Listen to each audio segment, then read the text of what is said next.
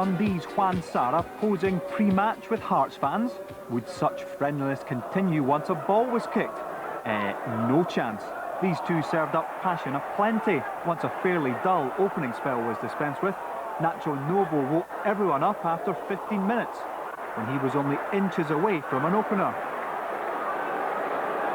Just the crossbar getting in the way of his 4th goal of the season. Novo's tenacity 10 minutes later helped set up Dundee's breakthrough. There were plenty of mistakes in the first half hour, and from Roddy McKenzie's loose throw-out, Novo fed Caballero, and his delicious cross was meat and drink to Steve Lovell.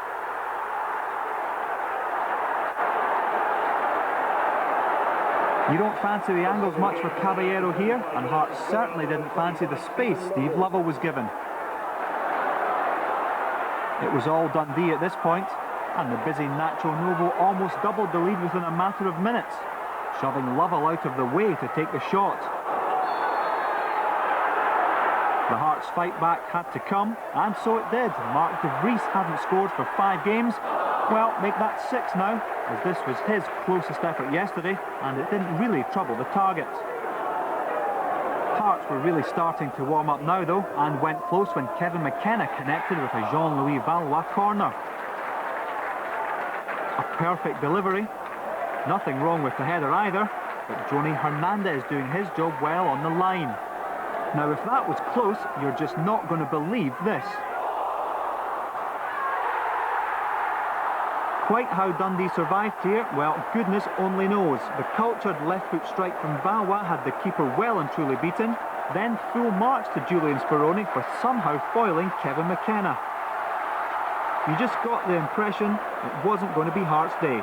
And Gary Wales had that feeling too just before the break, when he couldn't beat Speroni either. The magic spell around the Dundee goal unbroken still. The Frenchman was Hearts' chief sorcerer, and Jean-Louis wrapped his left pied round another free kick at the start of the second half. Not enough dip on this one though to trouble Speroni. Then Dundee had a double chance to put the game out of sight. Hearts looked in vain for offside as Fabien Caballero raced clear, and he did well to set up Nacho Novo. Paul McMullen blocked well, but captain Barry Smith almost scored a rare goal on the rebound. The Dundee fans were enjoying their size display, and had they scored here, that would have been that. Instead, Hearts drew level after an hour, and for once the Dundee defence let themselves down, and Kevin McKenna gratefully took advantage for his first goal of the season. The corner was needlessly conceded in the first place, Speroni came and missed, and Hearts were back in the game.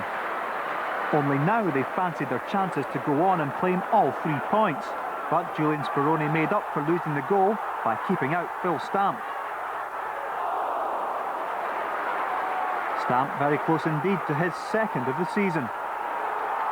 But just as Hearts settled down, Dundee got restless once again and set off in search of the win.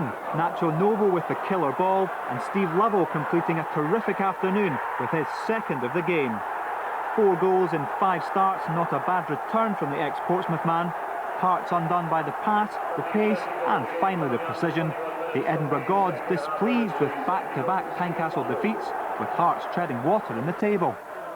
I think there's not much between any of the teams, and you know, there's a likelihood that anybody can beat anybody else, and you know, I always knew it was going to be tight.